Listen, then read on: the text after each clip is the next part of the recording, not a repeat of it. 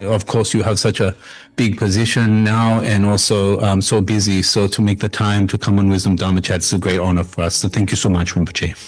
Thank you so much. So Rinpoche, I thought tonight we're going to talk a little bit about the yogic life of Tsongkhapa, but I thought to start with this idea that you have now become the abbot of Gyuto Tantric Monastery. And so I thought we have a great opportunity to learn about, what is a tantric monastery? What does it mean to be an abbot of a tantric monastery, and how that all works? Because there's a relationship with the Ganden Tripa, which is the throne holder of Tsongkhapa. So I thought this is a good opportunity just to learn a little bit about this system. And so Rinpoche, I thought we'd start with what does it mean Gyuto is a tantric monastery versus something like Sera that is maybe we could say as a monastery versus a tantric monastery. What is the difference of these two institutions? Yeah, Gyuto Monastery is one of the most important Vajrayana monastery in the Lama Tsongkhapa tradition.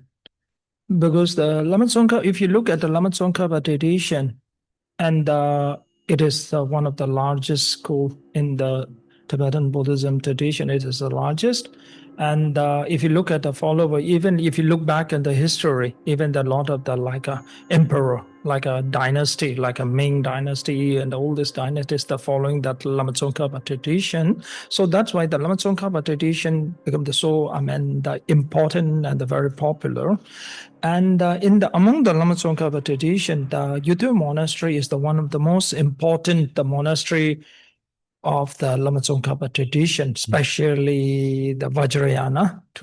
It's a Vajrayana learning center. It's very important. Now the thing is that when you ask what the relation between the bigger abbot and all those Lama Tsongkhapas and the throne holder, throne holder, actually we can call like a supreme head of the Lama Tsongkhapa tradition. Because after the Gyuto Monastery, after the Gyuto Monastery having finished my term of the abbot, then I will be in the line to become the supreme head of the Lama Tsongkhapa tradition. I will be in the line. So lots of people used to ask me that what will I do if I become the supreme head of the Lama Tsongkhapa tradition, no Gelug tradition, what will I do? So I used to tell them that I will make a chicken fried rice. The chicken fried rice is in the India we call the chicken biryani, and that is my master's favorite food. Oh wow! So my master's favorite food, and when I was studying with my master, I didn't get the opportunity to cook him the chicken that fried rice. Now I have become the supreme head of the. You can do whatever you want. First thing is I will cook the chicken. Is your master Rinpoche? Who are you referring to? Which teacher? Sorry? Who is your master? My master, his name is Sarache Khangser Rinpoche. Khangser Rinpoche, and he was really the great master. So people used to ask me that, how did you know that your master is a right master? Yeah. So I told my master is right. My master is, I learned that he is right. After debating the thousands hours with him, after questioning him the thousands of the question, then I learned he is the right master. Yeah. So it took some time. Sorry? You tested your master. Yeah. Yeah. I debate with 1,000 hours. Wow. I asked 1,000 of the questions. So then I learned he is the right one. Wow.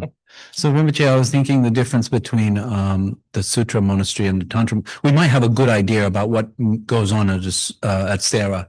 We know that the monks are studying like tenets and Lorig and Uma, and they're debating and they're reasoning. We might not know what's actually happening day to day at a Tantric monastery. Could you help us? Here, the important thing is that the Gyuto monastery is the important thing is that if you look at the other Lama Tsongkhapa tradition, the big monastery, they have to study around 20 years. They have to finish their study. After they finish the study, like a Sarah Debung Ganden monastery, after they finish the study, then they will come to the Gyuto monastery. After that, they will join they are the two major Tantric monastery. One is the Gyuto monastery. They will come to the Gyuto monastery to study the Vajrayana, to finish their the postdoctorate. I can say that after postdoctorate, they will come to the Gyuto monastery to study.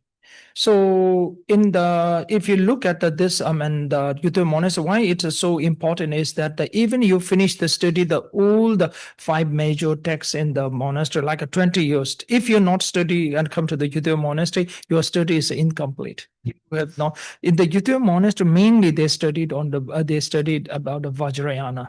So they come to study the Vajrayana in the Gyuto monastery. So this is masters that have studied 20 years already. Yeah, already. And they're normally Geshe-la-Rampas, yeah? So they're very highly trained scholars. Yeah. And then they go to the Tantric monastery and learn Vajrayana. What does that mean? Like if I'm a Geshe, very learned, and now I've arrived in Gyuto, what does my first week look like? What am I doing? Okay. When you study and finish all the study and you become the Geshe Haramba, or you got a PhD in the Buddhist philosophy, when you come to the Gyuto monastery, first thing is what you have to do is you have to start everything from beginning.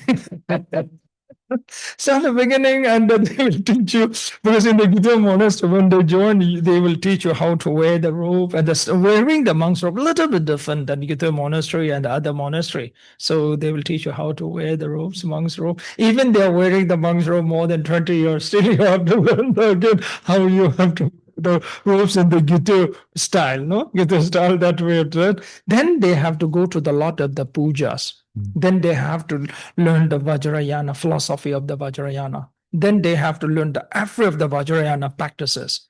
Because right now, what is happening, especially in the West, so when they come to the meditation practice, the master will tell the one thing, and they will just go and try to meditate that.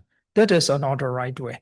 Because what you are doing, you have to know exactly, you have to know that what you are doing and what is going to happen. So toward that, you have to study it. So that's why all in the Gyuto monastery, we teach about the Vajrayana practices very deeply, philosophy and logic behind all these practices. Yeah. And so you are still doing philosophy, tantric philosophy at this stage. So what's being studied? Is it like Nakum Chenmo? Is it more like Rimna Seisen? I see. In the Gyuto monastery, mainly they will study, as you say, the Ringa Seton they study, and also they will study, mainly they study about the Guhya Samaja. Guhya Samaja Tantra. Because Guhya Samaja Tantra is considered as a king of all the Tantra, king of all the Vajrayana practices. So they will study of the Guhya Samaja practice. So 1 year they have to study. Then after 1 year, they have to give the exam.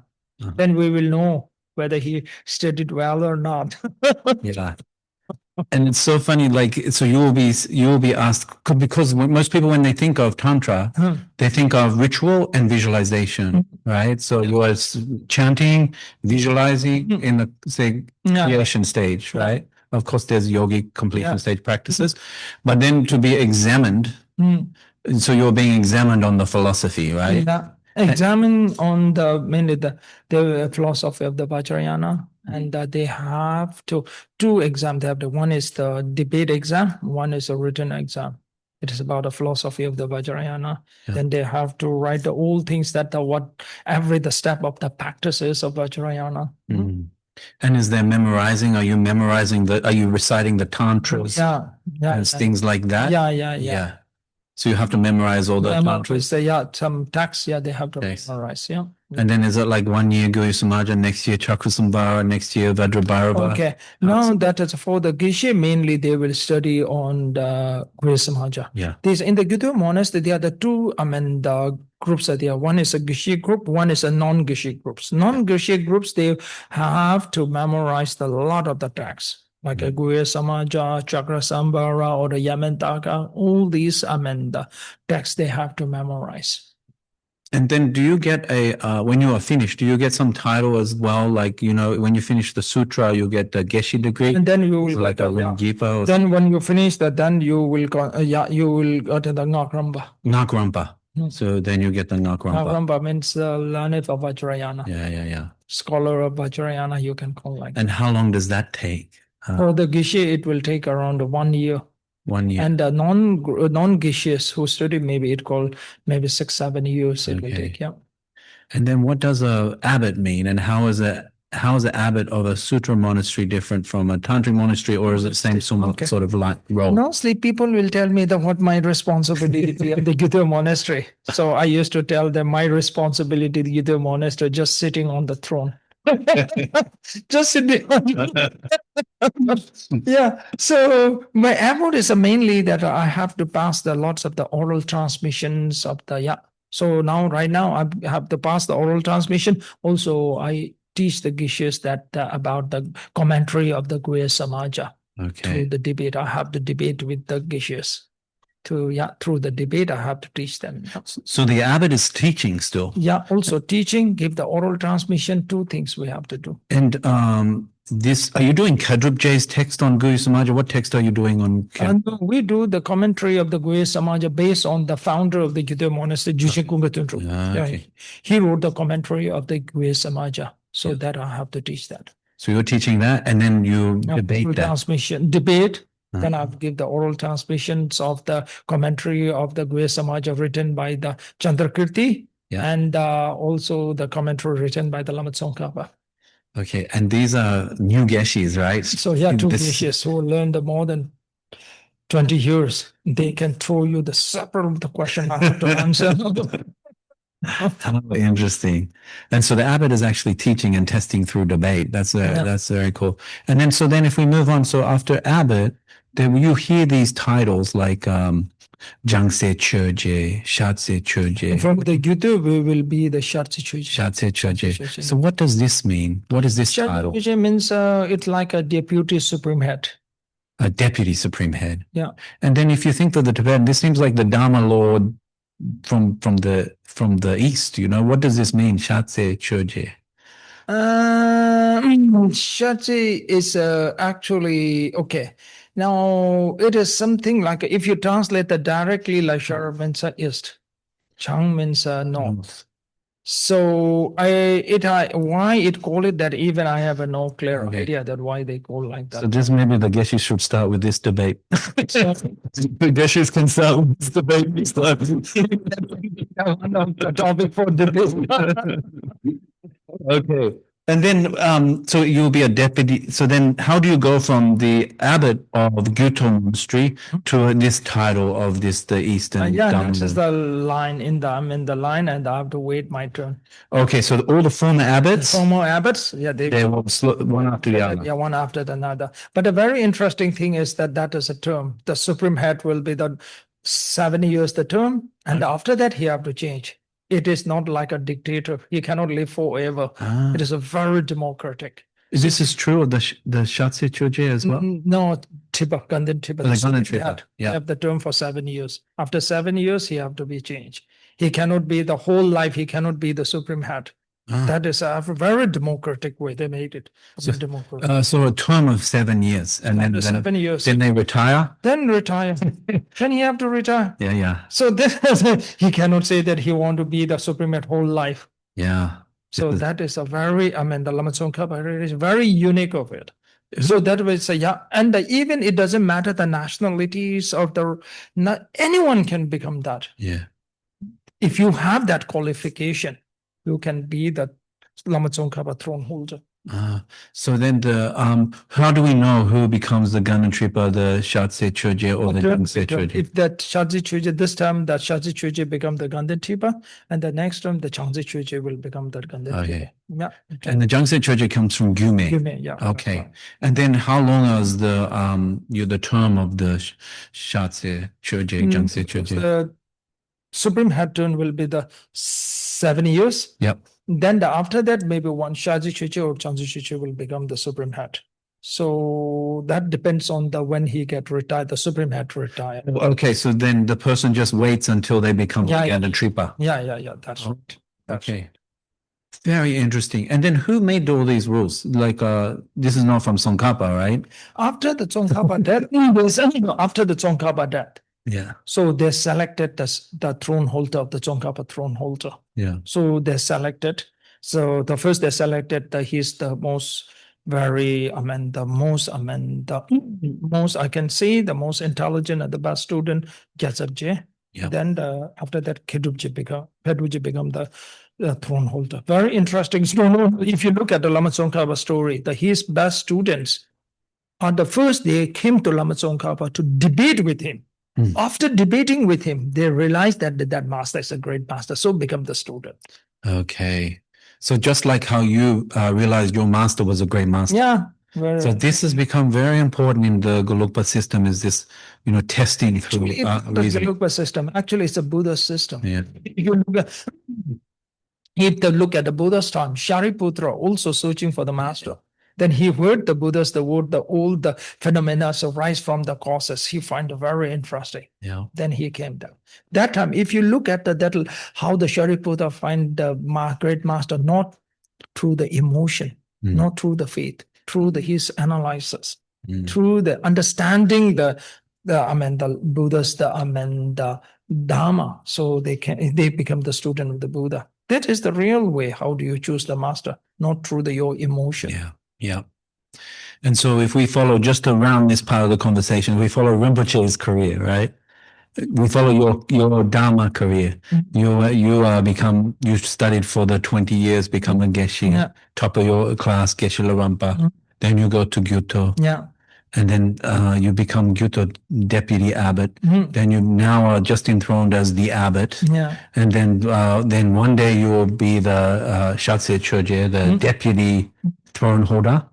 And then one day to be the throne holder, the Ganden Tripa. Yeah. That's sort of the way it goes. Yeah. And the fact that you're a Rinpoche, recognized when you were 5, that's not really, you don't have to be a Rinpoche to do this. So there's no real relationship between the Rinpoche and this. Yeah. Yeah. At the age of 5, I recognize a Rinpoche, but I'm so ignorant that time. I have no idea what the Rinpoche means. I'm just ignorant. So Rinpoche doesn't mean the big things. It is just like that, no? So yeah. How do you become a deputy? Like there's many Geshes going to Gyuto, right? Then how did you become get selected for deputy abbot? Deputy abbot, first they will have a committee. So the committee will select the deputy abbot. The committee look at their qualification. You have to write that they will look at your whole the qualification, how you studied in the Geshe Haramba degree, how many marks you got in debate. Yeah. Then they will look into how you studied of the Vajrayana. All they will check with your whole the profile. Yeah. So then your qualification, your profile, the qualification is very important for to become that. Yeah. So you could be someone who's very smart, Rinpoche, like very intelligent, and so that you pass the test, you're very good at debate, but that might not make you a great master. So how do we check that this system is selecting for great masters as well? Is this committee looking for the qualities of the teacher as well? Or is it really just... Yeah, I think this is finding the quality to become the great master. Because if you look at the master, what does the master's the job? He is like a physician. What is the most important thing for the doctor? Qualification. If someone comes and told, I have an experience, I practiced the surgery 30 years somewhere in the jungles and we allow them to do the surgery? You have to graduate from some medical university, to become the physician. So it is exactly the same. Yeah. This is an interesting analogy because you might think that, like, Dharma is a little special because it's a spiritual qualities, right? So you might think if you're a lawyer, I don't care if the lawyer is a good lawyer and wins my case, I don't care if they're a good person, right? But if my teacher is a Dharma and very good at debate, knows all memorization, everything, but not a good person, I will care. Mhm. So this relationship between spiritual qualities and intellect, is it that going through this system and debating and thinking and this like analytical meditation will automatically produce a good person as well? Or do we also looking for this in a master, not just the geshe, but we want to check this person is a good person as well? What do you think, Rinpoche? So can you repeat the question? So my question is like, so the surgery, right? Someone who's gone to a good medical school, they have a great certificate. I still might not want them to open me up. I want to know how many people they opened up before and if it was successful. So there's some skill, right? Yeah. Not just knowledge, but skill. Yeah. And in Dharma, you can have knowledge of all the tantric grounds and paths, all the completion stage, but what is the skill here? And the skill may be lojong. Are you a good? Do you have patience? Do you have generosity? And, so then now if you look from now look like that, like a Dharma master. Dharma master is mainly, if you look at mostly it mentioned that they should have the master of the three qualities, the most important for the Dharma master. Yeah. First quality is the knowledge. That is one of the most important qualities in knowledge. Second is we call the experience. Second is experience. Third is the discipline. It's discipline. Discipline. Yeah. Master should have to follow the very proper discipline. Morality and the ethics. Yeah. Master cannot do anything to go against of the Dharma. So three things, among the three things, the knowledge, experience, and the discipline. Among the three, the most important thing is the knowledge. But only knowledge cannot become the good master. Yeah. He should have the experience. Also, he should have the very good of the discipline, self-discipline. So that's why there's three qualities. In the simple way, it's the pragya, samadhi, shila. So experience is samadhi. Yeah, sorry. Experience is samadhi. Samadhi thing. Yeah. So that's Yeah. So you have the three trainings. So that makes the three qualities master should have it. So that's why right now, if we're saying the knowledge, how you gain the knowledge? Knowledge is only through the knowledge you will gain the Dharma knowledge. It's the best way of the gaining the Dharma knowledge is not listening. Yeah. Not only the listening to the debate. Using your own brain. That is how you can get the knowledge. Yeah. Very good, Rinpoche. Thank you. Last question on this one is, most people might think if you ask them, who is the head of the Gelugpa? And most people might say Dalai Lama. But it seems like the Ganden Tripa, what is the relationship between the Ganden Tripa and His Holiness Dalai Lama? How does that work? Okay, very easy way. I will tell you. Very easy way, simple way. Use AI. You can just answer the AI. So today I want to answer something that you cannot find with the AI. It seems like a dodge, but okay. Okay, so we will ask AI that question. Now we can talk about. I wanted to share something that here we are Wisdom. We're creating an academy course on Nippon Rinpoche, and the instructor started off with this comment that I thought was quite nice. He said, "When you read Nippon Rinpoche's teachings on, say, Majjhimaka or Pramana." It feels as though you're reading someone who spent their entire life, a great scholar studying, right?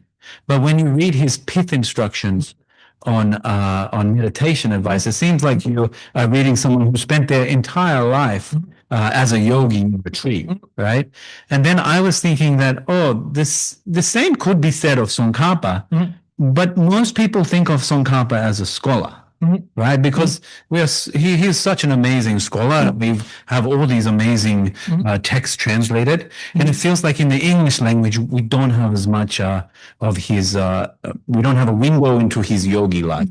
So tonight I was hoping, Vijay, you could share a little bit of that other aspect of Tsongkhapa's yogi life and share some sort of, how important was that? Of course, Tsongkhapa is a great scholar, but how did he express his practice in the yogi style? Okay, first, the yogi style means the practitioner. So we have to understand the right way of the practice.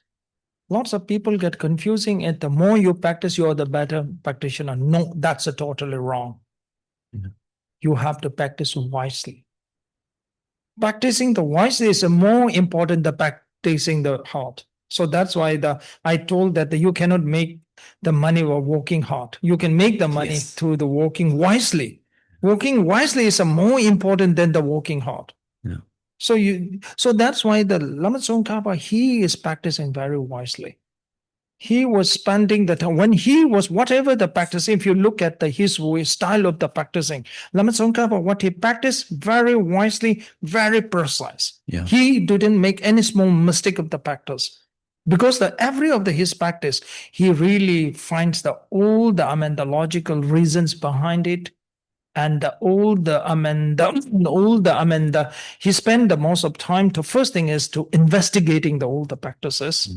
Then he applied that. Then he see the result of the data practices himself. So that's why he's saying that if you look at in the Buddhism system, especially in the Tibetan Buddhism system, can you tell me the person who achieved the enlightenment in the fastest? Can you tell me the one name of the person who achieved the enlightenment in not only in the one lifetime, within a few years? That is that name. You will be very surprised that many of you have not heard it. That his name is Gyalo Ensapa. Oh, Gyalo Ensapa, yeah, the Nyingyu. Yeah, Lama. Ensapa achieved enlightenment in the very easily. If you look at the book of the Pawanka Rinpoche of the commentary of the Lamrim, he mentioned that the Gyalo Ensapa achieved the enlightenment in the one lifetime without any hard working. It's like you're making the money just sleeping on the bed. Yeah. So this is something like the Gyalo Ensapa. Now here comes one question, that how he achieved the enlightenment without working hard, working very wisely. Gyalo Ensapa just followed the Lama Tsongkhapa's instruction of the way of the practice. So that's why if you look at the Gyalo Ensapa, so it is saying that the Gyalo Ensapa is the person. If you look at all the Tibetan in the Tibetan the Buddhist practice system, so he is the one of the person who achieved the enlightenment the easiest way. So it meant, what I'm saying is the Pawanka Rinpoche, he mentioned that in the commentary of the Lamrim, that he mentioned that. Yeah. This is very interesting. You bring up Gyalo Ensapa. Yeah. Because he's a great yogi in a way, because he is part of the Mahamudra lineage. Yeah. He's part of the Chakchen lineage. Yeah. Gyalo Ensapa. Yeah. That's the Nyingyu. The Nyingyu lineage, which is like a practice lineage, yeah? So it seems like maybe he was awake. So one point you're making, if I can see if I got this right, is in Tsongkhapa, what does it mean to be a yogi or a practitioner? Yeah, in the Tsongkhapa point of view, what means a practitioner? Yeah. Here is the not important question is what is a practitioner? Here's the most important is the question is the right practitioner. Yeah. That's the more important. Yeah. Lama Tsongkhapa definition of the right practitioner means who practice with the wisdom, with the wisely. That is a right practitioner. Yeah. So that's why the Lama Tsongkhapa emphasizes very much of the analytical meditation to practice. Because through the analytical practice, then only you can practice the very wisely. So that's why the Lama Tsongkhapa never focus on the numbers, duration. So right now, sometimes the people will practice means a number. You chant this mantra, 100,000, 10 millions, number. Lama Tsongkhapa said number is not important. Lama Tsongkhapa tradition is a number is not important. Duration is not important. Some people say 3 years, 6 years, 10 years. They go for the duration. Yeah. If you can realize the reality in the one day, then why you have to waste so many years to practicing so hard? Yeah. So to realize this fast, you need the knowledge, wisdom. It seems like that the point here is before you head off and use all this energy going in a direction, make sure you're going in the right direction. So spend the time working out which is the right direction before you use the energy in going forward. Yeah. That's right. So that's why this is in the liberation of the palm. In the commentary of the Lama liberation palm, they mentioned that the number is not important. Not focus. Quality is more important. Second thing is a right practitioner. So whatever your practice, you have to do it very rightly. Yeah. Quality is more important than the quantity. So if number is not important, duration is not important. Sometimes you hear this idea that you can either do numbers, duration, or sign. So is the sign important, like the result? You practice until you get the result, but you got to be, well, how do you know if you're not using numbers, you're not using duration? How do you know what to practice and for? Well, how do you know how long to practice? Then you have to look into yourself, what to bring the changes in you. Yeah. Number one. Yeah. Then the second thing is that you have to look at your understanding. Because your understanding that you have to, second thing is you look at your understanding. Yeah. Third thing is that right now, that most of the practice, if you look at a lot of the practice, they do it through their emotions. Okay, tell me more about this, Rinpoche. Emotion, like when you feel something like through the faith. Yeah. Through your emotion, you like to do it. You do it. You're thinking that you're doing the right thing. Some people who like to chant, they go on a chant, and they feel like they like it. That's good, but that doesn't mean that there's a right practice. Dharma is not the right practice. Yeah. Have you heard that saying? That's a very nice saying. Doing the same thing again and again and expecting the different result is the stupid, Yeah. So Rinpoche, what you're suggesting is that if we practice, we can expect results, right? If we practice, we should expect results. Expect what? If we practice, we should expect results. We should expect results. We should see, drebu. Like results. Result. Okay. Yeah. So every practice, you have to look at what kind of result you are getting. Every practice, you have to look at what kind of the benefit you are getting. Every practice, you have to look yourself at what kind of the changes you have. So best changes is that you can overcome with your negative emotion, negative affliction, reducing the negative affliction, like anger, attachment, ignorance. How can you reduce the ignorance while chanting the mantra? It's impossible. Yeah. So through that, that's why they're saying that you can eliminate the negative emotion through the wisdom. Yeah. When you talk like this, I can't help but think some other things, right? Because you hear things. And one thing that's coming to my mind right now, so I accept what Rinpoche is saying, but something is coming to my mind is like these stories you hear of Tsongkhapa. Like I heard of stories that he did so many prostration that the stone went down, or he did mandala offerings. And so how do we also explain this with this idea of working smart, not hard? Okay, that's a good question. Because the Lama Tsongkhapa, he did through that. Because the first thing is before when he doing the mandala and the prostration, he didn't choose that because that is the advice of the Manjushri Buddha. Yes. Manjushri Buddha advised him to do that. He's so smart. But the thing is that when we are having the Manjushri Buddha visualization, how we'll know that he's really having the Manjushri visualization or he is having the hallucination? Yeah. There's a very interesting saying. Take it as a joke, okay? Yeah. When you talk with a God, that is a praying. When the God talks with you, that's a hallucination. Say again, what's the first bit? When you talk with God, what? That's praying. God talks to us. That's a hallucination. Okay. So one of the things is that when the Lama Tsongkhapa were having the visualization of the Manjushri Buddha, how you can tell that it's not a hallucination? Yeah. Because I have met the people. They used to say, oh, they see this Buddha, that Buddha, a lot of things. Yeah. In the Taiwan, quite a number of the people come to tell me that. Then I always tell them, if you see the Buddha, ask the lottery number. Yes. Then come back to me. Yeah. Then no one came and told me that now they're seeing the Buddha. Yeah. Because now here, the one thing the Lama Tsongkhapa having the very interesting, if you look at the Lama Tsongkhapa's life story, very interesting thing is that when the Lama Tsongkhapa having the visualization of the Manjushri Buddha, he asked the several questions to the Manjushri Buddha. And the Manjushri Buddha, whatever the answers to him, he said that he cannot understand it at all. Tsongkhapa can't understand what Yeah. Manjushri is saying. Yeah. Yeah. Important point. Yeah. There is one very important point is that there is one person. He using to have exactly the same thing that he used to have to see the Buddhas. Then he went to tell his master very proudly that I saw this and this Buddha. Then master told him the one thing. You just put your hand in the grain, no? Yeah. The barley grain. And take the handful of the barley grain. Then when you see the Buddha, ask the Buddha that how many of the grains in his hand. Yeah.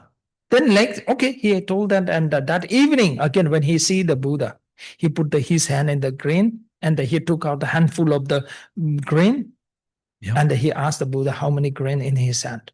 Then the Buddha disappeared. Because he that answer. Yeah. Then he cannot hear that answer from the Buddha. Yeah, if he doesn't have the answer, it's not a Buddha then. Yeah, he don't have the answer. So that's why everything coming with his own imagination. Yeah. So that's why the difference is that when the Lama Tsongkhapa asked, when the Manjushri Buddha gave the advice to the Lama Tsongkhapa told he cannot understand it. So the Manjushri Buddha told the Lama Tsongkhapa, write it down. When the right time comes, then you will understand. Yes. That shows very clear that he's not having the hallucination. Yeah. Yeah, it's so interesting that because when Jimpa wrote this book, it's not a wisdom book, it's Shambhala. Shambhala can thank me later. But this is a brilliant, amazing life story of Tsongkhapa.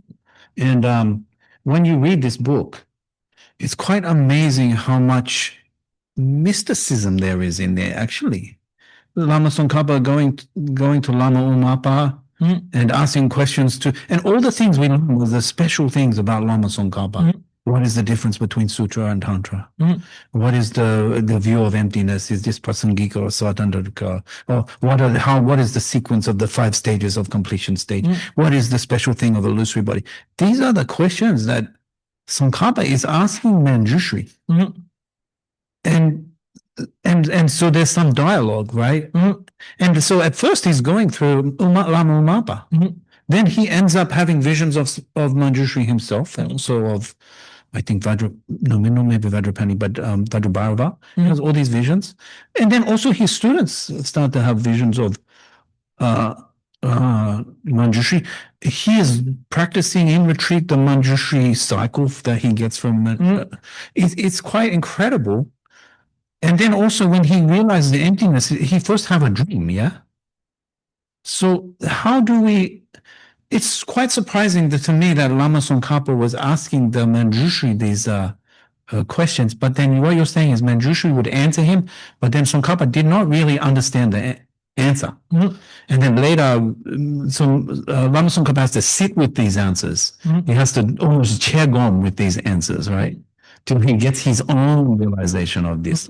Is this how this works when Tsongkhapa is asking this deity, but then relying on his own practice to receive these realizations? The thing is that you have to know the one thing that why the Tsongkhapa went to ask this question to the Manjushri Buddha. Yeah. He have reached such a state that time that no other any master in that time can answer his question. Yeah. That time he reaches such a knowledge that he reached that no one can answer his question. Yeah. That is a very important point. Because whenever he asks any question, that time no any great master in that time in the Tibet can answer his question. Yes. So now he says only one choice left that he have to ask the Manjushri Buddha. Even Dalai is saying to Tsongkhapa, his own teacher is asking, please ask me. So that's why he went to Manjushri Buddha. Yeah. But now here the question is how you will know that he is answering the very rightly, not having the hallucination. Yeah. So that's why as I mentioned before, Lama Tsongkhapa asked the question for Manjushri Buddha. Then the Manjushri Buddha said a very interesting answer that he had to read the more texts of the great Nalanda scholars. Then he asked whether he can rely on the Chandrakirti. Yes. Manjushri Buddha said, yes, you can find Chandrakirti. Then also, that is the one very important. That's why through that, he got the understanding emptiness should be understood through the analysis.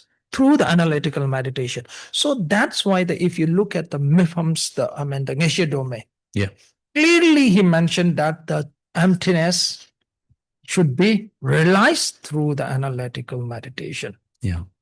You know? That is the Mipham's word. Mipham was saying that if you don't use the 100 of the logic, you will not understand the reality. So this comes a Mipham and Lama Tsongkhapa, this all comes on the one side. So that's why Lama Tsongkhapa, the great, the realization, he comes through the analytical meditation. And so Mipam even says this. Sorry. Mipam is saying this, that you need analytical meditation to realize emptiness. That without the analytical meditation, there's no way of the understanding or realizing the emptiness. And this is also true of Dundon Namdrang Mayimpa, the unenumerated emptiness as well. This is true for Mipam, that one. Yeah. Wow. So do you think Mipam is learning from Tsongkhapa? Sorry? Do you think Mipam is learning from Tsongkhapa? Self clearly see that he is really admire the Lama Tsongkhapa. Yeah. You will get very surprised that the Mipam said that now the lot of the Lama Tsongkhapa followers not understand the Lama Tsongkhapa. Really? He said that. So that's why he said in his book, the Chunju Devaketaka, I don't know how to translate that in the English, but he said that I have such a strong faith in the Lama Tsongkhapa. But the follower of the Lama Tsongkhapa not understand his word correctly. So he mentioned about how the Lama Tsongkhapa idea should be interpreted. So also, what is he thinking they got wrong? The followers, does he say that? What did he think Lama Tsongkhapa's followers are getting wrong? Okay.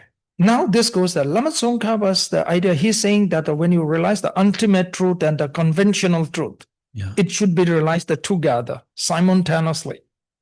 So he's saying the Lama Tsongkhapa followers are not getting it.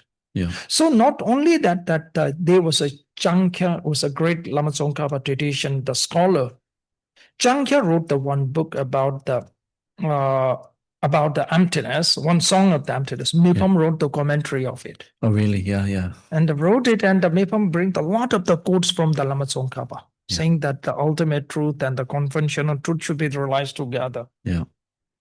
So that is the thing. So that's why here things that we come back, Mipam, Lama Tsongkhapa, all they are on the paying the too much importance for the analytical meditation. Yeah. So that's why the Lama Tsongkhapa, when you look at the Lama Tsongkhapa's yogis and practitioner, yogis and purpose of the practice is, what is the purpose of your practice? Purpose of your practice is to get the realization of the truth, to realize the truth. How can you realize it? Through the walking the wisely.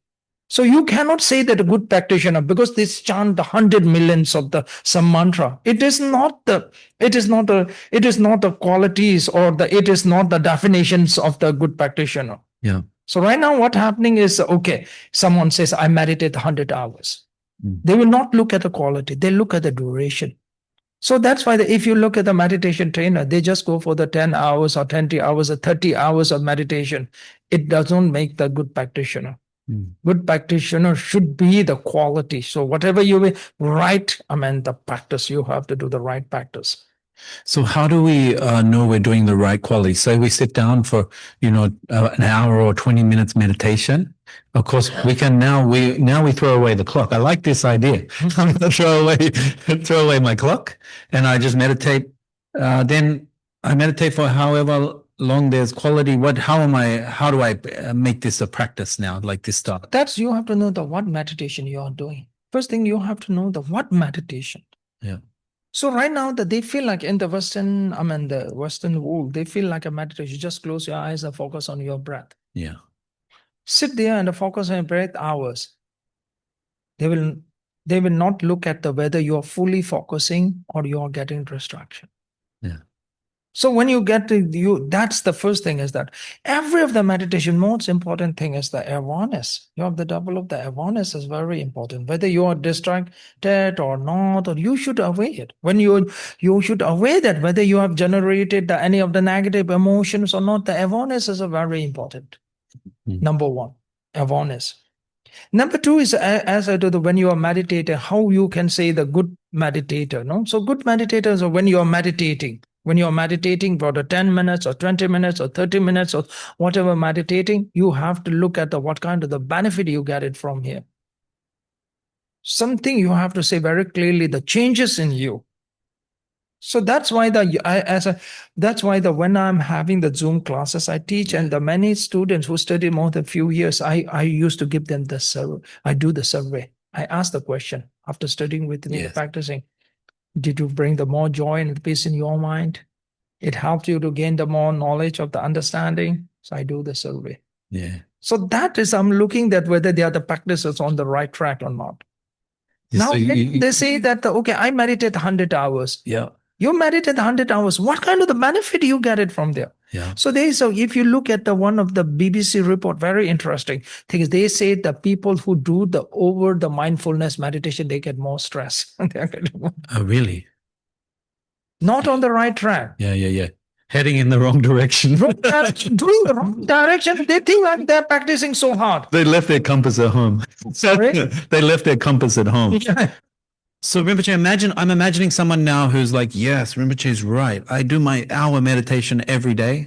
I just been making sure I go through the hour, and I'm not really worried about awareness. And if I'm distracted, I've just been doing that. And yes, Rinpoche, I noticed I have not improved, right? Yeah. I'm still stressed, and I'm still, dealing with my emotions. So if I'm that person, then Rinpoche, what advice? What should I do tomorrow? Well, how do I start being different? Join my class.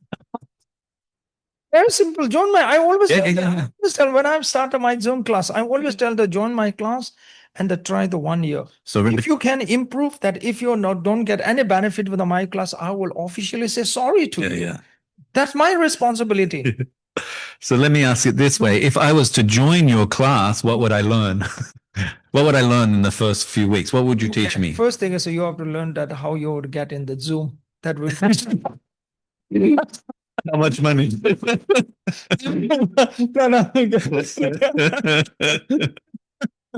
Yeah, and the one thing is that I teach the Zoom classes and many countries. So sometimes the topic can be a little bit different, countrywide countries. It can be a little bit different. Yeah, but mainly I focus on the liberation of the palm, the lamrim. Okay. And make a lamrim in the very easy way. So yeah. And so then you are advising people just to practice for as long? For every week I give the homework for 10 minutes, like that, 10 to 15 minutes, like a homework, and to do the practice. Yeah. Okay. Rinpoche, I want to note that you, whenever I talk to you, whenever I spend time with you, it's very joyful and very humorous, right? And you're this very high teacher, Rinpoche, and so refreshing to be able to have these conversations. We're laughing and there's jokes, and it's not so serious. And then sometimes it can be serious when you want to talk about Chiktu drill or something like that. And so I was wondering if Rinpoche, you could give us some advice for like lightheartedness in practice. Lightheartedness, like joy in practice. Like sometimes we can get so serious, like especially we read Liberation in the Palm of Your Hands, and you can get very serious about practice and type.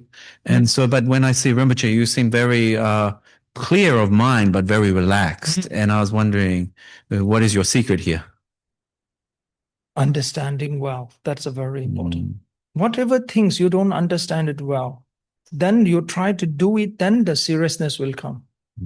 When you think you know the very well, then have you heard they saying, to break the law, you have to understand the law very well. When you understand the law very well, then you know how to break it. So the same thing, that whatever the practice, you have to understand it so well. So then you can do it with the joyfully and the very easily. So that's the thing, and that is the one thing. Second thing is that mostly my master, I think that I have a very strong, impact from my master. Because when I was very young, I asked my master the one question. Master, that how can you be so sure that you're on the right track? You may be on the wrong track, and the leading us also on the wrong track. You said that to him? Sure? Yeah. Wow. You're on the right track. So my master answered, he just laughed and laughed. That is the best answer in my life. That means that he told me, now I have to explore. I have to. He never told that, how can you think like that? I'm the master, you are the student. He never told me that. So right now, the one other thing is what's happening in the Western world. They bring the guru and the student relations, and that they talk about a samaya, the rules, no? So this is something like, from my perspective, this is like a controlling. So master want to control the student. When someone to control it, then they cannot give the freedom of thinking. Yeah. So that's why that will become the lots of the like a master student in the Western world. When they become the Buddhism, they introduce first they talk about a master, then they talk about the student, then the samaya, all the relation. So finally it's come to the master guru to control the student. Yeah. So if you control someone, how can you let them think freely? To someone to let think freely, give them the freedom to ask the question, freedom to do the analyzing. So that's why when I asked this question to my master just laugh and laugh. Yeah. So I learned that I have to explore. I have to do the analyze that he's on the right track or not. Yeah. So that is the thing. So that's why that is the thing, as I mentioned before. So that is the one thing. So my master, in fact, so that's why you say the joyful, when I talk with take everything is very lightly. Even like this serious question, my master took it not very serious. Yes. So his laugh is the best answer for me. I think you put your finger on something really nicely here, is that there's a link between this like joyfulness and in practice and this relationship with the teacher. So I think that when there's a lot of freedom around, when the teacher gives the student a lot of freedom, those students seem very joyful. And then when there's this really tightness between there's some sort of tightness or control, or maybe not control, but the student is feel fear or something like that, or samaya, all these things, then often their practice becomes very serious and tight as well. So maybe there's a relationship between the way they practice and the sort of relationship with the teacher and how much, other thing is when you read Tsongkhapa's biography, of course, he is very respectful of his teachers like Rendawa and stuff like that, but it doesn't seem like it's a huge focus. It doesn't seem like it's a huge focus, this guru yoga and stuff like that. But then if you read Liberation in the Palm of Your Hand, there's more of a focus on guru yoga. Yeah, one thing you should know, the guru yoga is one side is very important. Guru yoga is important, it's more important, so analyzing the guru is more important. So once you find the guru is very right, through your the analysis, then the guru yoga is important. Right now, what's happening is that they just introduce the guru yoga, but they never talks about the analyzing the guru. Yeah. So that's why once you don't analyze the guru, how you will know that the guru is right? Because you choose the guru not through your analysis. You choose the guru through your emotion. Yeah. So that is the one. So that's why the people used to ask me why there are lots of the fake gurus. So then I told them that because there are a lot of fake students. So that's why the fake guru comes. So because you are becoming the fake student, not analyzing the master. Through your emotion, through your blind faith, you're seeing some as the master very easily. So that's why you are the fake. You will become the fake student, then the fake guru will come. Yeah, the dependent relationship between the fake guru. So that's why if you look at the Lama Tsongkhapa, the Lamrim, and the Liberation of Palm, it is analyzing the guru. So that's why they talk about the qualities of the guru, 10 qualities of the guru. Yeah. Most important, these qualities first you have to check, and the qualities of the student, qualities of the master, because they mention the quality to do the easier to the student to analyze them. Master have these qualities or not? Yeah, and also the Lamrim teaches us this, that we should reflect on the kindness of the teacher, and also the good qualities of the teacher, and then sort of. I don't know the best English words for depa and yiche. These things arise automatically. So it's like this is not something you have to work at. If you think of the kindness of your teacher and you think of their good virtuous qualities, then this natural sort of faith will arise. Now, of course, if they are not kind, you can't really reflect on the kindness so accurately, so maybe those qualities won't arise. So it seems like there is like a very cause and effect way of relating to a teacher, and that and you have to accurately analyze whether they have these qualities or not. Yeah, very right. Do they have the knowledge, and are they kind? You know? Yeah. But these things are, Why do you think we have a little bit of trouble with this in the West? Or is this just always in Buddhism, there's these misunderstandings? Or do you see this as more prevalent in the West, that this fake gurus and students Actually, not knowing? the fake guru problem is not only in those all over the places. Yeah. The fake guru is there. Yeah. Because the fake guru is there, because always there is a fake student. So that's why the fake guru is always there all the time. Fake student is all the there, no? Yeah. That's why I always encourage the people to do the more analysis, develop the wisdom. Yeah. So that's why the one time people ask me what is the center point, main point of the Buddhism? Because you have heard the bodhicitta, compassion, also main point, but I never say that main point is that bodhicitta or compassion. I always say the wisdom is the main point of the Buddhism. Buddha gave the teaching more than 50 years. Most of these teaching is about the wisdom. Yeah. So if you look at the people who are suffering this world, not because of the lack of the compassion, they suffer because lack of the wisdom. Yeah. So that's why that wisdom can be developed only through the analysis, through the experiment. Yeah. Analysis. So that's why it is a very, especially now when you look at every of the Dharma practice of the guru and the student relation, that is a very important the analysis and practice. Yeah. It's very important. The second thing is that every of the guru should encourage the student to become the master of themselves, not to just follow. So that's why some of the senior students, I used to tell them that after they finish the study, now you're your own, you want to find your own path, not to just follow me now. Yeah. And how does that go, Rinpoche? Do you check in with those people? Is that working for? It goes right now I started up. Then it takes few years how it goes. Then I can up a few see how they go. Because they used to because I always tell them, my senior students, my wish in my life, I have one wish that I could see my student achieve the enlightenment in my lifetime. That's my wish. Yeah. Not just go and talk and teach and just gain some people to follow me. That's not my wish. Yeah. I don't want that's lots of people to follow me. I wish to see some of my students achieving the enlightenment in my lifetime. Then I feel like I succeed, no? So this is the one important, because I see a lot of students tell that it benefit them and it changes their life.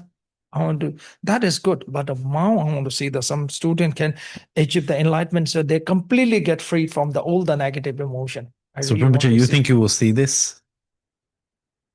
Yes, no, both. Yeah. It will tell by the time, but I'm hoping it. Yeah. So that's why a couple of the years back, I went to the Bodh Gaya temple. The Bodh Gaya is one of the most holy temple for the Buddhist. So in the temple, and I pray for the Buddha. I don't have any wish. I have only one wish. Let my organization name is Dipkar. Yeah. Let the Dipkar student achieve the enlightenment before me. Wow. I want to be the last one. Yeah. That's my only wish. Yeah. I told Buddha that bless me that's all the Dipkar student, all my student achieve the enlightenment before me.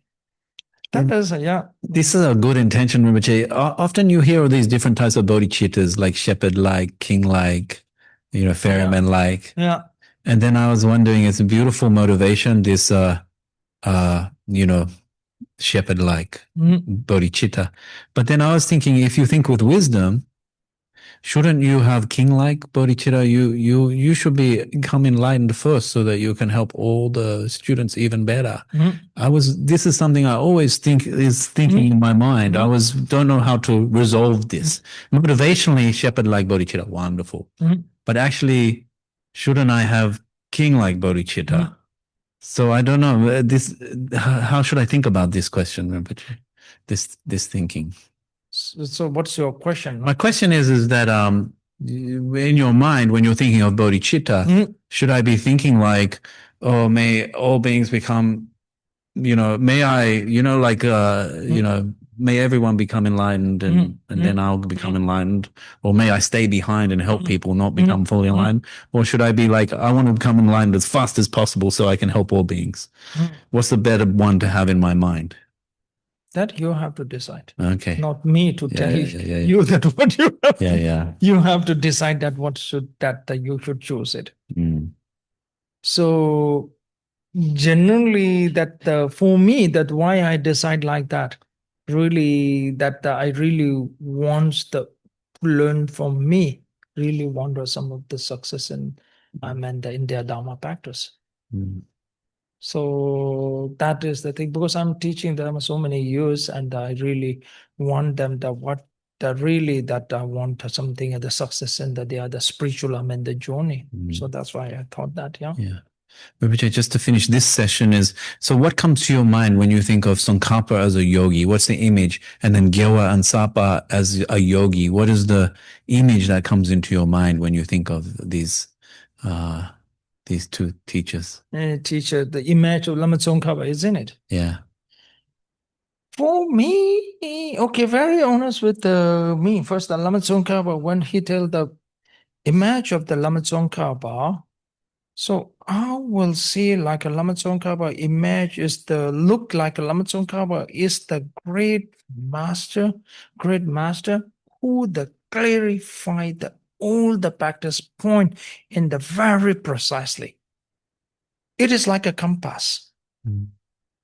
Without a compass, you cannot get the right direction. For me, he's like a compass. Yeah. That is the most important for the practitioner.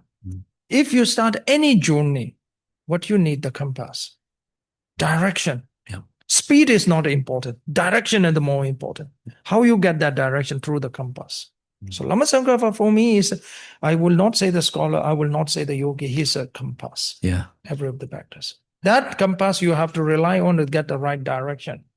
When you're on the right direction, whether you walk fast or slow, definitely you will reach your destination. Even you walk so fast, run so fast, wrong direction, you will not reach the right destination. Yeah, for me is that, yeah. That's beautiful, Rinpoche. And I think that Tsongkhapa is the compass. If we have Tsongkhapa, we know we're going in the right direction. Yeah. Now I think Gyewa and Sapa is... You don't need some... Yeah, you just get GPS. I don't need a compass. Yeah.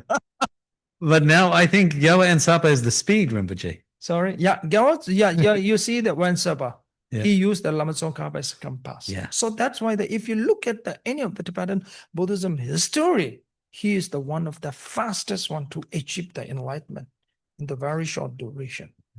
So that's why he used the Lama Tsongkhapa as a compass.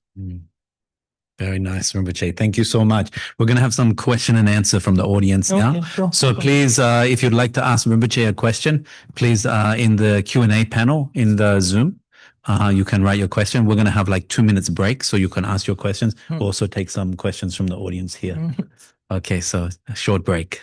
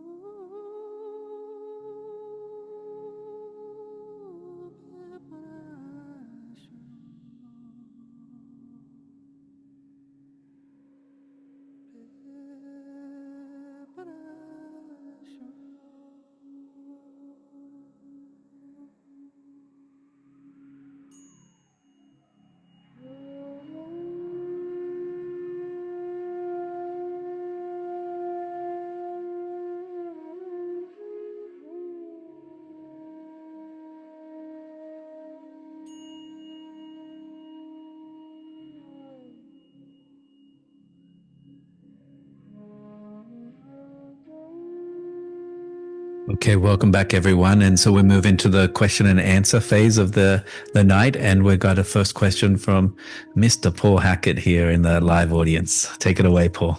Thank you, Dan. Thank you for your talk, Rinpoche. I appreciate it.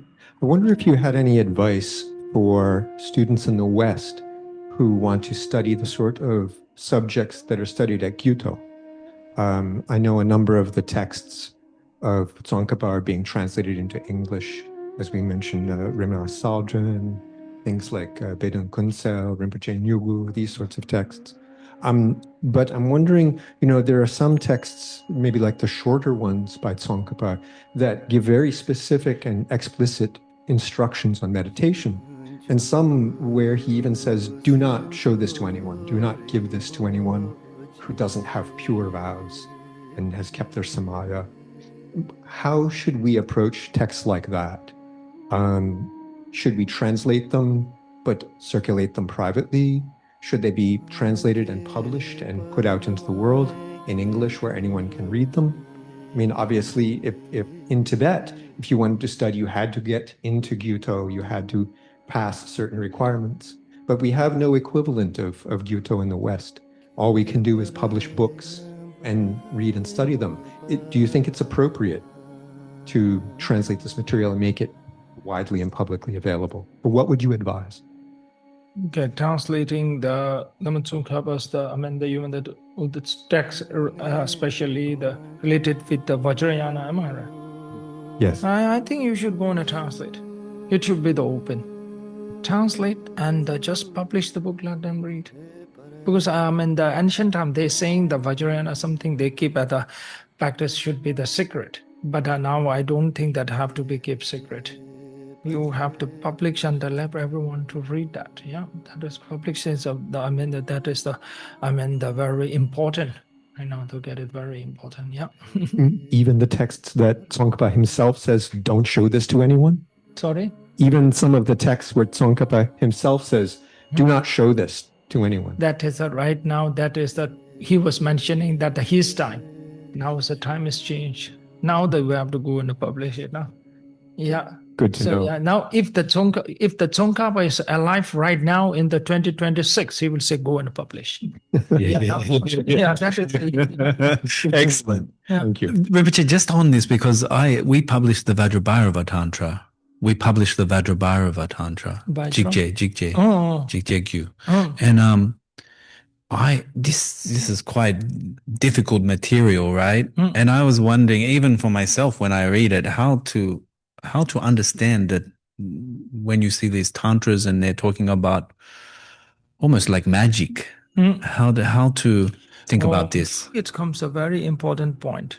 That is the problem with it. When you look at, so that's why if you look at all these tantra texts, earlier we mentioned that why the Geshe come to the Gyuto monastery to study. When you look at this like a Guhe Samaja Root Tantra text, there is 6 different way of explaining the one sentence. Yeah. Right now, if you just look at that word, you will get confused. Totally, you will get lost. But in the reality, that means totally different. Yeah. Like an example, let me give you the one example. Like in the Vajrayana, a lot of the textbooks, they mention like a Vajra. Vajra, you will think that physical Vajra. So in the reality, the Vajra means not that. Sometimes it means a glossary body. Yeah. Sometimes it can means with the what you call the way say So clear light, luminosity. clear light, right? Consciousness, Yeah, right? Yeah, that means that. So that's why you have to look at the commentary. When you just translate the root tantra, people cannot understand. So you need to translate the commentary. Yeah. Very helpful. So when you see that, you understand there's 6 levels of different meaning to this. Meanings of the 6 different levels of the yeah. meanings. Yeah. Good. Okay. Question from the online audience.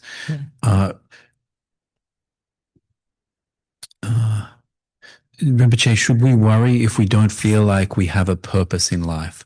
Do we need a purpose in life? Purpose. Yeah, feeling like they have no purpose in life. But I will say that if you have a purpose of the life, if you're feeling of the purpose of in your life, then you can have a life, more meaningful life. If you feel that life has no purpose, then you will feel that life is not that of the joyful or interesting.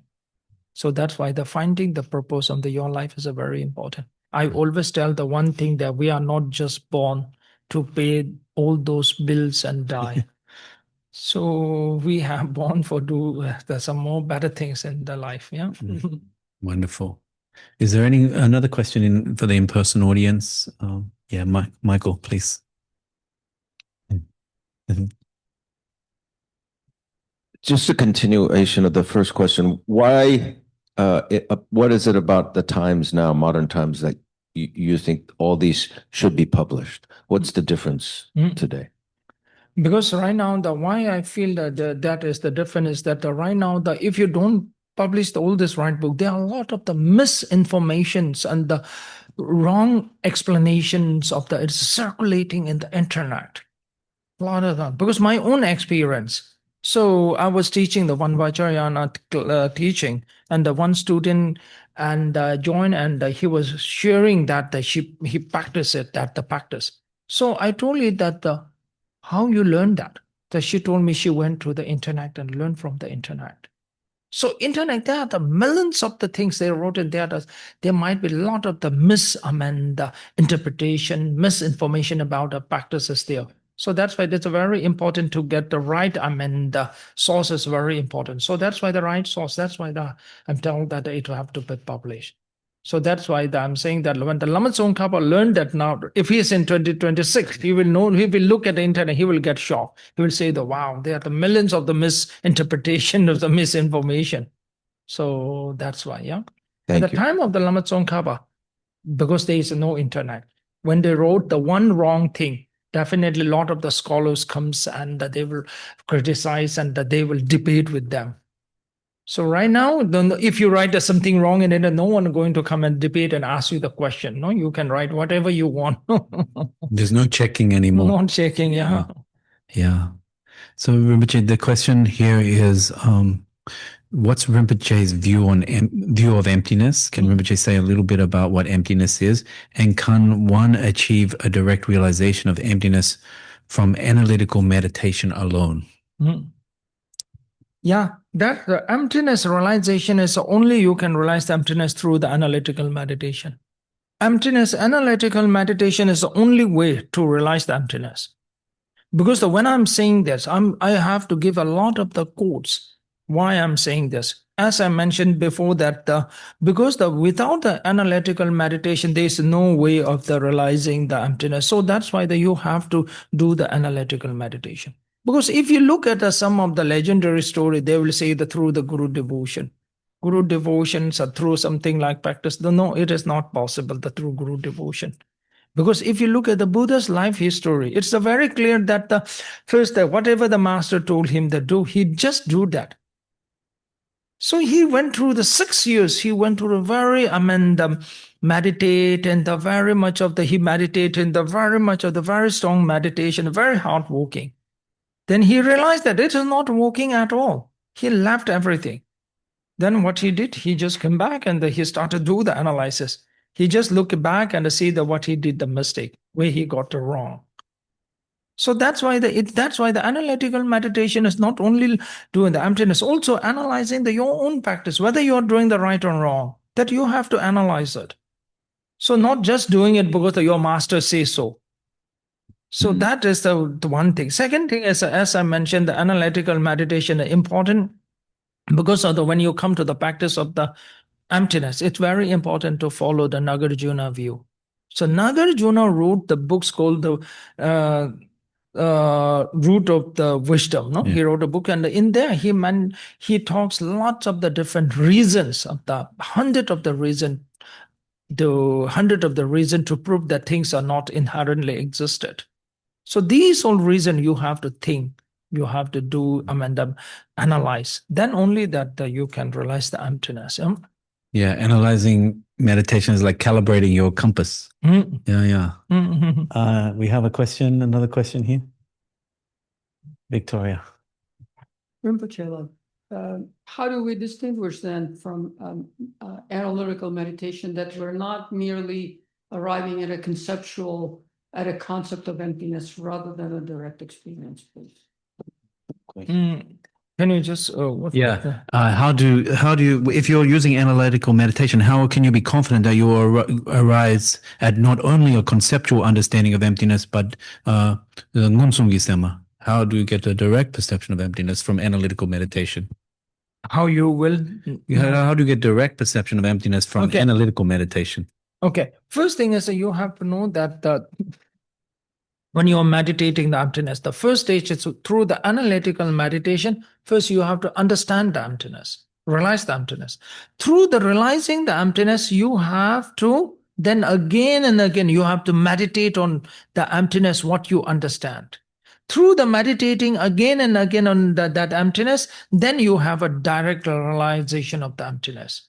First thing is that you have to know that direct realization will come after when you understand the right understanding of the emptiness. Right understanding only come through the analytical meditation. Right understanding, then the direct realization. So there is no shortcut. So that's why the analytical meditation is the first step you have to take. Because if you look back all the practitioners, great practitioner, ancients, the great practitioners, all the ancient great practitioners, if you look that, they all went through that. But they are the stories. There are a lot of the story, fantasy stories, no? They told, oh, this and such a master, he did this guru devotion and he got the realization. It is more like a story, no? I don't think it have the very strong evidence to prove like only through the guru devotion can realize the emptiness. So Rinpoche, there's a thinking that if you have a conceptual understanding of emptiness, then how do you use the intellect to go beyond that? So you have a jepa gisema, then how to bring about ngonsum gisema? That is true that you have to meditate that again and again and again and again. When you meditate that again and again, then the things will comes more clear. So it's a way you can have that direct visualization, or you can call it non-conception of that understanding. Yeah. Thank you, Rinpoche. Lots of questions. So maybe Rinpoche there's a movie, Rinpoche, the documentary called The Geshe-ma is Born, and they're wondering, has Rinpoche seen this documentary? But the real question is, what does Rinpoche think is the future of the Geshe-ma training? One thing, Geshe-ma is Born is a documentary. I never heard that documentary, okay? But the one thing they should know that in the Gyuto Monastery, we are giving the training for the Geshe-ma. This time, they are the 60 of the Geshe-ma. We are giving the training for them. I'm not one who watched the documentary. I'm the one who trained the Geshe-ma. That is that thing. The Geshe-ma, right now, they're very good. Lots of the Geshe-ma means the nuns and the female. They achieve the highest, the degree in the Buddhism. So right now, the final training is Geshe-ma, the nuns, no, who the females who got the very high, the degree in the Buddhism. Now they comes to the Gyuto Monastery. This time, I think around 60 Geshe-ma in the Gyuto Monastery. They are having the final training. Wonderful. So Rinpoche, when you are the abbot and you're training the Geshes, like Geshe-ma there, but is there these Geshes are Geshe Larampa or this? They are all Geshe Haramba and all the many of them are Geshe Haramba. Some are they are not a Geshe Haramba. So there's 9 nuns Geshe-ma, that is Geshe-ma, Geshe-la-Rampa. yeah. There's the Geshe-la-Rampa. Geshe-ma? Is not really the Geshe who finished the 20th study. No, Yeah. right now they no term for the Geshe-ma Dalharamba. Lovely, lovely. But still, yeah, they are in the Gyuto this year. They are around the 60 Geshe-mas. So not in Gyume doesn't do this. This is a Gyuto. Gyuto. Hey, there you go. Yeah, that is the one secular of the Gyuto. Okay. Is there another question here? No. Yes, Chris. Thank you, Rinpoche. Please excuse my ignorance here, but I just read Gorampa for the first time, and I'm wondering, kind of following on our last question, do you think the Buddha experiences conceptual thought? And if so, why? Yeah. Conception. So Does the Buddha experience conceptual thought or relative truth in that way, like have conceptual thought? Conceptual thought, how the Buddha experienced the Yeah, like a conceptual thought of emptiness, or does the Buddha have conceptual thought, or does the Buddha not have any conceptual thought? Buddha will having the non-conceptual thought. Okay. Emptiness. Okay, no conception thought. Non-conceptual thought of the emptiness Buddha had. Okay. So it goes beyond. And so emptiness is totally non-conceptual. Yeah. For Okay. Buddha, yeah. Okay. So this question, Rinpoche, people are interested in learning about the question Tsongkhapa asked Manjushri. Which the questions that Tsongkhapa asked Manjushri. Can Rinpoche tell us one of the questions and talk a little bit about that? Tsongkhapa asked here you know the one thing about what the Tsongkhapa faced, the problem. That is the important. When he was practicing, what kind of the problem he faced? Because you know that the Tsongkhapa faces the biggest problem the Tsongkhapa faces that when he was meditating on the emptiness, because of that time that in the ancient Tibet, the lots of the scholars used to, the things are not existed at all. Tsongkhapa also feels that meditation is quite good, not the things are not existed. So that's why you will see that they're saying that the things are not existed, things are not a non-existent. Yeah. This is the very popular theory. So Tsongkhapa was having the very tough time, having the very difficult with at this point. Yeah. So that's why he started to ask the Manjushri Buddha the question. So that's why the Manjushri Buddha, asked a question, and Manjushri Buddha said that you have to practice should be a balance between the existent and the not inherently existent. You also have to pay the importance to understanding the existence of the things. Yes.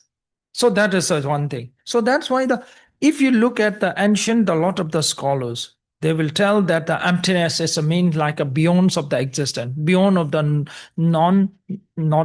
non-existent, beyond of it. But if you ask what is the beyond, then it just it's a beyond is beyond. Yeah. So that's why this is the question he asked the Lama. So that's why I always tell the one story. There's a one master. When he talk about emptiness, he always tell the thing is not existed. Everything is not existed. So then when he go on like this to teach the emptiness to everyone, things are not existed. Everything is like a dream, not existed. Then he teach like this emptiness point to the king. And the king asked the one question, do you exist? Master said, no, I don't exist. Then the king asked his general to execute the master. Ancient time, when they execute them, they put the master under the ground. They cover up the body under the ground. Then they will bring the elephant to crush the person's head and crush the Vajra's head. Yeah. So that is how they execute. Yeah. So that what the general did is the bury the master under the ground. Then the general went to bring the elephant to crush the master's head. So when the general was bringing the elephant, when the elephant is approaching to near that master, king came and asked the one question to the master. Does elephant exist? Mm-hmm. Master shouted and said, yes. Before when he was sitting on the chair on the throne, it's very easy to tell nothing is exist, nothing exists. Yeah. When you come to elephant, he said that now elephant has existed. Yeah. So that is the most challenging point Lama Tsongkhapa having. Then the Manjushri Buddha said things exist. not inherently existed. So this is the one of the main points. So that's why the Lama Tsongkhapa, from there, that existed. No, so that's why the Lama Tsongkhapa saying the things. This when he was talking about things existent. So that's why the Manjushri Buddha suggests to read the Chandrakirti's the commentary. So Chandrakirti commentary he mentioned very clearly. So that about the existed, not inherently existed. Yeah. So take conventional appearances seriously. I think also when Tsongkhapa asked Manjushri a question like this, Sorry? I think I heard when Tsongkhapa asked Manjushri a question like this, and the view, like you described, and then he asked Manjushri, is this Swatantrika or Prasangika? And then Manjushri said neither. So this, I think this is the way these dialogues went. So like you were saying before, maybe there's not the exact answer, but you have to go do the analytical meditation around it. Yeah. Thank you, Rinpoche. Put your hand up if you want to ask a question in house. And Khandro, you just look out for a hand if there's one. And then we're coming to a few last questions.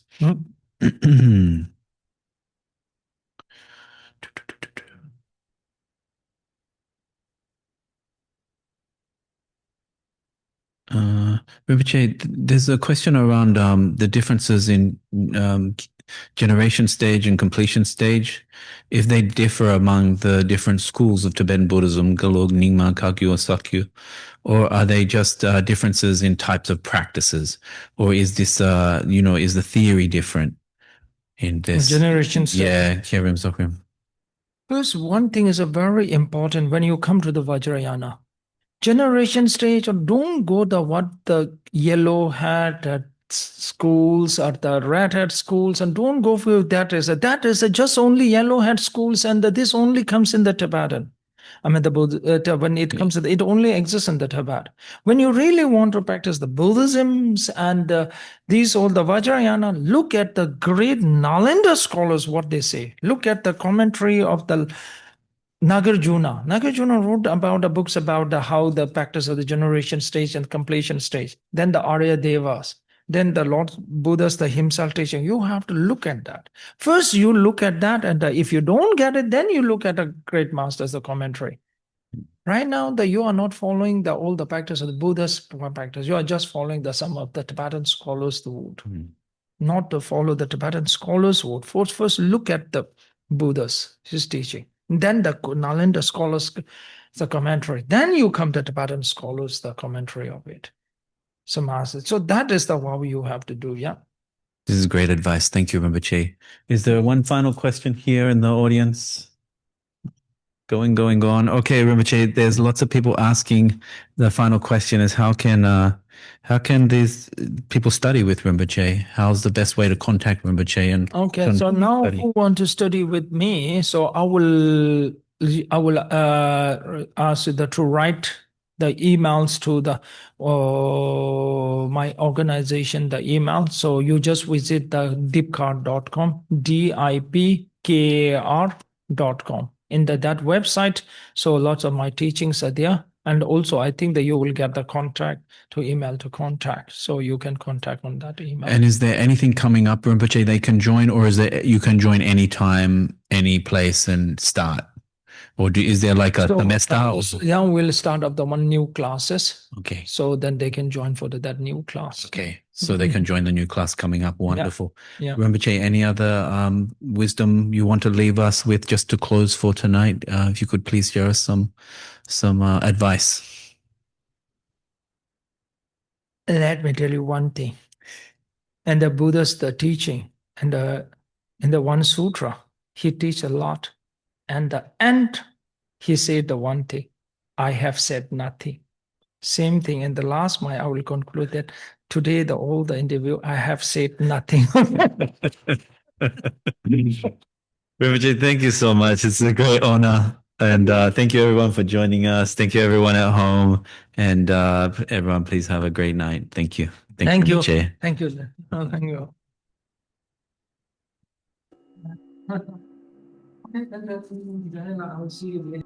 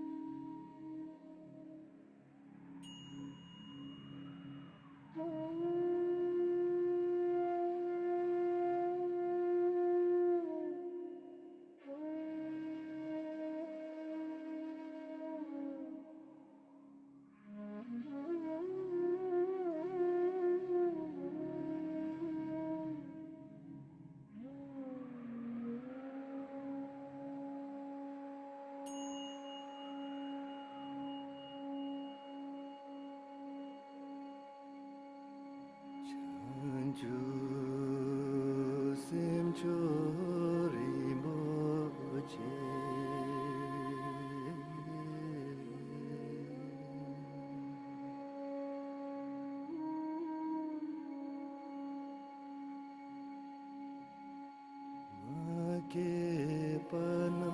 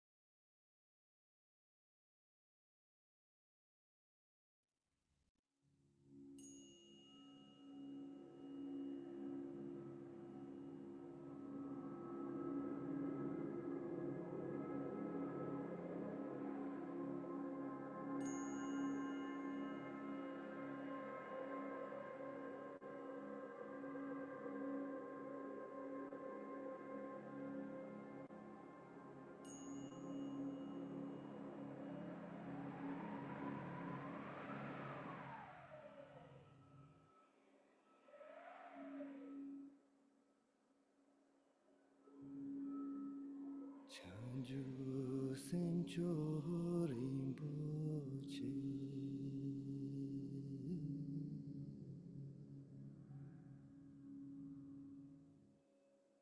Ma ke pa nama ke gyuto